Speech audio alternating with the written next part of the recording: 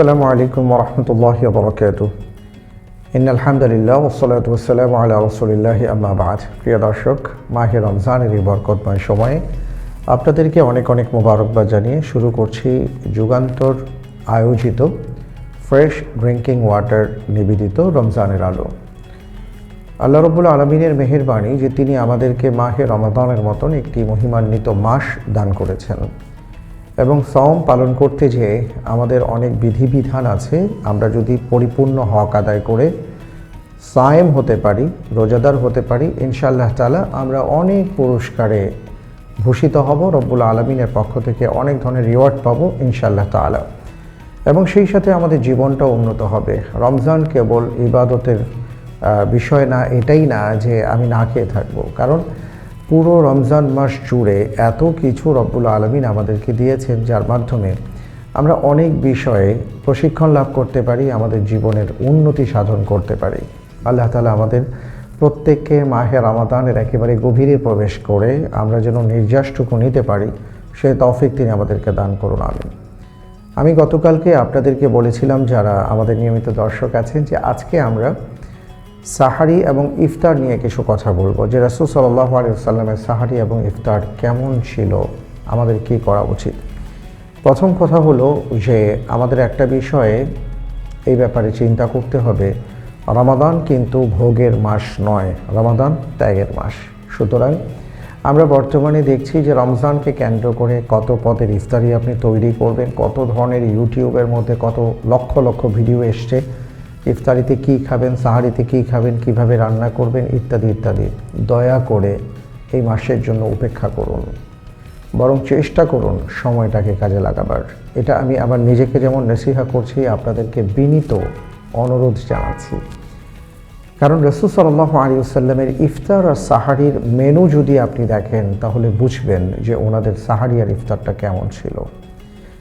তো আমি এই বিষয়টা এই জন্য বলছি যে আমরা অনেকে মনে করে থাকি যে 5-7 পদ না হলে কি ইফতার হয়, বড় বাপের ছেলে খায়, সুতরাং সেখানে না গিয়ে ইফতার করলে কি ইফতার হবে, 300 ফিটে না গেলে তো আমার সাহারি হবে না, সাহারি নাইট উদযাপন করতে হবে না।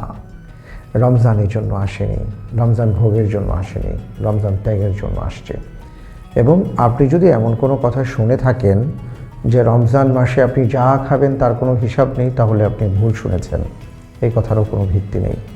এজন্য আমরা আসুন একটু জানার চেষ্টা করি রাসূল সাল্লাল্লাহু আলাইহি ওয়াসাল্লামের ইফতার সাহারি কেমন ছিল। আল্লাহ নবী সাল্লাল্লাহু আলাইহি ওয়াসাল্লাম ইফতার করতেন কখনো কখনো আধা গ্লাস দুধ দিয়ে, কখনো কখনো 1টা 3টা 7টা খেজুর দিয়ে, আবার কখনো তার হাদিসের বর্ণনা এসছে যে তোমরা 1 অঞ্জলি পানি নিয়ে ইফতার করো। তার মানেই বুঝতে পারছেন আমাদের মতন এত বাহারি খাবার ছিল না, 7 পদ 10 পদ ছিল না, 1 পদ 2 পদ 3 পদ দিয়ে ওনারা ইফতার করেছেন। তাও কি কখনো দুধ, কখনো খেজুর, কখনো পানি দিয়ে ইফতার সেরেছেন। আল্লাহু আকবার। সাহারিতেও ঠিক একই রকম। বদরের যুদ্ধের ইতিহাসে এসছে সাহাবায়ে কেরাম আজমাইন কখনো কখনো ইফতারিতে ওনারা খেজুর না পেয়ে খেজুরের দানাটা দিয়ে ইফতার করেছেন, মুখে রেখেছেন, আবার এশার সময় সেটা দিয়ে দিয়েছেন। এইভাবেও তারা ইফতার করেছেন। আর আমরা আজকে 1 পদ কম হলে আমাদের বাড়ির মা বোনদেরকে আমরা অনেক কথা বলে ফেলি, বা আমরা মনে করি যে আমি কিছুই খেলাম না। আসলে এটা ঠিক নয়। আল্লাহ তাআলা আমাদেরকে বুঝদান করুন, আমিন। এবার আসছি যে আমরা সাহারির ব্যাপারে কি পেয়েছি হাদিসের মধ্যে। রাসূল সাল্লাল্লাহু আলাইহি ওয়াসাল্লাম বলেছেন, তাসাহহারু ফা ইন্না ফিস সাহুরি বারাকা, তোমরা সাহারি খাও কারণ সাহারিতে বারাকা আছে। আরেকটি হাদিসের মধ্যে আসছে, ইন্না ফাসলা মা বাইনা সিয়ামিনা ওয়া সিয়ামি আহলিল কিতাব আকালাতুস সাহুর, যে আমাদের আর আহলি কিতাবদের মাঝে সিয়ামের পার্থক্য, যেটা পার্থক্যের একটা পার্থক্য হলো আমরা সাহুর খাই, অর্থাৎ আমরা রাতের বেলা কিছু খেয়ে নেই, আর যারা আহলি কিতাবী তারা কিছু খান না। রাসূল সাল্লাল্লাহু আলাইহি ওয়াসাল্লাম এর জন্য বলেছেন যে আমরা যে অবশ্যই সাহারিটা খেয়ে নিই, এবং সাহারি খাওয়ার উত্তম সময় কখন, সেটা হলো আজানের কিছু সময় আগে, অর্থাৎ ওয়াক্তটা শেষ হওয়ার কিছু সময় আগে আমরা সাহুরটা গ্রহণ করব।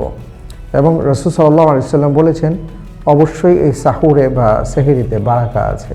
প্রিয় দর্শক, আমরা তো বরকতের পেছনে ছুটছি, কিন্তু আল্লাহর নবী সাল্লাল্লাহু আলাইহি ওয়াসাল্লাম বলেছেন এখানে বারাকা আছে। সুতরাং বারাকা হাসিল করার জন্য হলেও আমরা সাহারি খাবো। আমাদের অনেকেই আছেন যারা আলসেমি করে উঠতে চান না, দয়া করে এটা করব না। আমরা উঠে যাব, কারণ এতে দুটো ফায়দা হবে। একটা হলো বারাকা হাসিলের জন্য সুন্নাহ আদায় হবে, সাহুর খাবো, পাশাপাশি কিছু সময় আমি পাবো যে সময় হয়তো কম করে হলেও 2 রাকাত সালাত আমি আদায় করতে পারবো কিয়ামুল লাইল হিসাবে বা তাহাজ্জুদ হিসাবে, যেটা অন্য সময় হয়তো আমাদের প্র্যাকটিসে আসে না। সুতরাং এটা আমরা চেষ্টা করি। এবার আসছি ইফতার নিয়ে। ইফতারের ব্যাপারে আজকে যে সময় আমাদের হাতে আছে, আজকে আর ইফতার নিয়ে কথা না বলি, আগামীকালকে ইনশাল্লাহ ইফতার নিয়ে কথা বলবো। সাহারিতে আমি কয়েকটা কথা যদি সামষ্টিকভাবে বলি, তাহলে যেটা আসছে সেটা হলো, আমি যদি সাহারি খাই তাহলে সুন্নতের অনুসরণ হবে, অনুকরণ হবে। 2 নম্বর হলো যে সাহারি খেলে ইয়াহুদি খ্রিস্টানদের যে স্বভাব তার বিরুদ্ধাচরণ হবে। 3 নম্বর হলো ক্ষুধা এবং পিপাসা কষ্টের মোকাবেলা করা যাবে। আমি যদি একান্তই না খাই তাহলে দেখা যাবে একটা পর্যায়ে আমি দুর্বল হয়ে গেছি, তখন আমি দোষ দিব যে আমি রোজা রাখার ফলে এই অবস্থা হয়েছে। কিন্তু আমাকে তো সুযোগ দেওয়া হয়েছে যে তুমি একেবারে শেষাংশে, রাতের শেষাংশে তুমি কিছু খেয়ে নাও, যাতে করে সারাদিন না খেয়ে থাকলেও তোমার শরীরে শক্তি থাকে। 4র্থ বিষয় হলো যেটা বলেছিলাম যে সাহারি খেতে উঠলে তাহাজ্জুদ সালাত আদায়ের সুযোগ হয়, কিন্তু এটা না খেলে অনেকের হয়তো সেই সুযোগটা নাও হতে পারে। আরেকটি ব্যাপার হলো ফজরের সালাত জামাতের সাথে আদায়ের নিশ্চয়তা পাওয়া যায়। কারণ আপনি যদি সাহুরের সময় উঠে যান তাহলে কিন্তু অবশ্যই আপনি ফজরের সালাত জামাতের সাথে আদায় করছেন। আপনি ইনশাআল্লাহ তাআলা ফজরের সালাত সময় মতন আদায় করতে পারছেন এবং সেই সাথে আপনি জামাতের সাথে আদায় করতে পারছেন। বিশাল একটা ফজিলত আপনি পাচ্ছেন। আর সবশেষে যেটা বলবো, আল্লাহ রাব্বুল আলামিন এবং ফেরেশতাদের পক্ষ থেকে আপনি দোয়া পাবেন, যেটা আরেকটা হাদিসের বর্ণনার মধ্যে আসছে। সুতরাং আমরা এই চেষ্টাটা করব। এবং আমি একটু আগেই বলেছি যে পেট পুড়ে খাওয়া, পেট ভরে খাওয়া, গলার আগ পর্যন্ত খাওয়া, আমরা যদি ভাবি যে সারাদিন যেহেতু আর খাবো না, 3 বেলারটা 1 বেলায় খাই, এটা মোটেও স্বাস্থ্যের দিক থেকে যেমন সঠিক নয়, চিকিৎসা বিজ্ঞান যেমন বলে এটা সঠিক নয়, সুন্নাহও বলে এটা সঠিক নয়। আমরা অতি অল্প মাত্রায় খাবো, যতটুকু না খেলে নয়। এবং রাসূল সাল্লাল্লাহু আলাইহি সাল্লাম আমাদের খাওয়ার মাত্রা বলে দিয়েছেন, সর্বোচ্চ মাত্রাটা হলো আমার উদরকে আমি 3 ভাগ করে সর্বোচ্চ 1 ভাগ খাবো, আরেক ভাগ পানি, আরেক ভাগ খালি থাকবে। এটা হলো সর্বোচ্চ মাত্রা। আমরা অনেকে মনে করি এটা সর্বনিম্ন মাত্রা। সর্বনিম্ন মাত্রাটা হচ্ছে রাসূল সাল্লাল্লাহু আলাইহি সাল্লাম বলেছেন অতটুকু খাও যতটুকু খেলে তোমার শির দ্বারা সোজা থাকে। সুতরাং আমরা এই ব্যাপারটা খেয়াল রাখবো। আল্লাহ তাআলা আমাদের সবাইকে সেই তৌফিক দান করুন, আমিন। আর হ্যাঁ, যে বিষয়টা আজকে বলতে চাই, আজকের তারাবির সালাতে গতকালকে আমরা তারাবির সালাত আদায় করেছি এবং সেখানে ছিল পঞ্চম তারাবি। পঞ্চম তারাবিতে আমরা যা যা পেয়েছিলাম তা হলো 7ম পারা থেকে 8ম পারার প্রথমার্ধ পর্যন্ত। কি আছে সেখানে আমি একটু আপনাদেরকে জানাবার চেষ্টা করি। অর্থাৎ সূরা মাইদার 83 নম্বর আয়াত থেকে আমরা সূরা মাইদা শেষ করেছি এবং সূরা আরাফের 11 নম্বর আয়াত পর্যন্ত পেয়েছিলাম। সেখানে অনেক কথাই তো আছে, এত কথা তো বলতে পারবো না, একটা বিষয় বলি, এবং এটা সাহারি ইফতারের সাথেও রিলেটেড। আল্লাহ রাব্বুল আলামিন বলেছেন, ওয়াকুলু মিম্মা রাযাকাকুমুল্লাহু হালালান তাইয়্যিবা ওয়াত্তাকুল্লাহা আল্লাযী আনতুম বিহি মুমিনুন। যে আল্লাহ রাব্বুল আলামিন তোমাদেরকে তার যে রিজিক দিয়েছেন, রিজিক থেকে হালাল খাদ্যটা খাও এবং উত্তম খাবার খাও। ওয়াত্তাকুল্লাহা আল্লাযী আনতুম বিহি মুমিনুন, এবং তোমরা আল্লাহ সুবহানাহু ওয়া তাআলাকে ভয় করো, তার উপর তোমরা বিশ্বাসী। মূল বিষয়টা হলো যে একটা হলো দুটো শব্দ আল্লাহ তাআলা উল্লেখ করেছেন, একটা হলো হালাল আর একটা হলো তাইয়্যিব। পৃথিবীতে এই দুটি শব্দের মধ্যেই সবাই একমত। সেটা কিভাবে আমি বলি, যেমন আপনি অনেক ভালো ভালো খাবার খাচ্ছেন কিন্তু আপনার রিজিকটা হালাল না, তাহলে এই খাবার আপনার কোনো উপকারে আসবে না। 2 নম্বর বিষয় হলো আপনি হালালই খাচ্ছেন কিন্তু বাসি খাবার খাচ্ছেন, 3 মাস আগের খাবার, 20 দিন আগের খাবার খাচ্ছেন, এটাও আপনার শরীরের কোনো উপকার করবে না। কোরআনে কারীমের আয়াতটা হলো, প্রথমত তুমি যাই খাবে একেবারে শতভাগ হালাল খাবে। আমাদের উপার্জন কি হালাল? আমি আপনি যে সাহারি আর ইফতার খাচ্ছি, এটা কি হালাল দিয়ে খাচ্ছি, হালাল উপার্জন থেকে? যদি না হয় তাহলে তো আসলে সন্দিহান হয়ে যাবে আমাদের ইবাদতগুলো।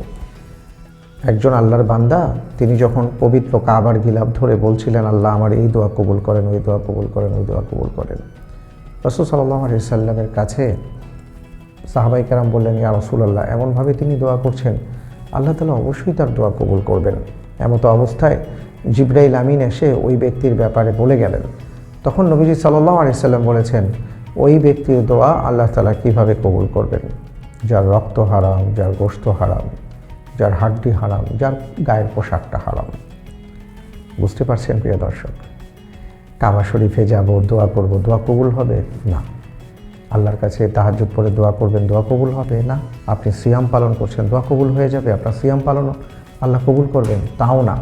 কেন না? যদি আমাদের রিজিকটা হারাম হয়, আর যদি হালাল হয় তাহলে আপনার আমার দোয়া কবুল হবে। তাই আসুন আমরা হালাল খাবার তৌফিক আল্লাহর কাছে চাই, হালাল খাওয়ার চেষ্টা করি এবং টাটকা খাবার, উত্তম খাবার খাওয়ার চেষ্টা করি। আল্লাহ তাআলা আমাদের সবাইকে সে তৌফিক দান করুন, আমিন। অনুষ্ঠানের শেষ পর্যায়ে চলে এসেছি। আপনাদের জন্য ছোট্ট একটা প্রশ্ন রাখি। আমি যেই আয়াতটি বলেছি, আল্লাহ রাব্বুল আলামিন বলেছেন ওয়াকুলু মিম্মা রাযাকাকুমুল্লাহু হালালান তাইয়্যিবা, এটা কোন সূরাতে আছে? যদি আপনার জানা থাকে আপনি ঝটপট উত্তরটি লিখে দিতে পারেন আমাদের কমেন্ট সেকশনে। ইনশাআল্লাহ আমরা চেষ্টা করব একজন ভাইকে যুগান্তরের পক্ষ থেকে পুরস্কৃত করবার। আজ তাহলে এ পর্যন্ত। আগামীকাল আবার আপনাদের সাথে দেখা হবে। আর আমাদের এই আয়োজনটি আপনারা দেখতে পাবেন যুগান্তরের ফেসবুক, ইউটিউব এবং ওয়েবসাইটে ইনশাআল্লাহ। আর আগামীকালকে আমি যে বিষয়টি নিয়ে কথা বলবো সেটা হলো ইফতার প্রসঙ্গ, নবীজির ইফতার। আল্লাহ রাব্বুল আলামিন আমাদের সবাইকে ভালো রাখুন এবং সুন্দরভাবে রাখুন, হালালের সাথে রাখুন, আমিন। আসসালামু আলাইকুম ওয়া রাহমাতুল্লাহি ওয়া বারাকাতুহু।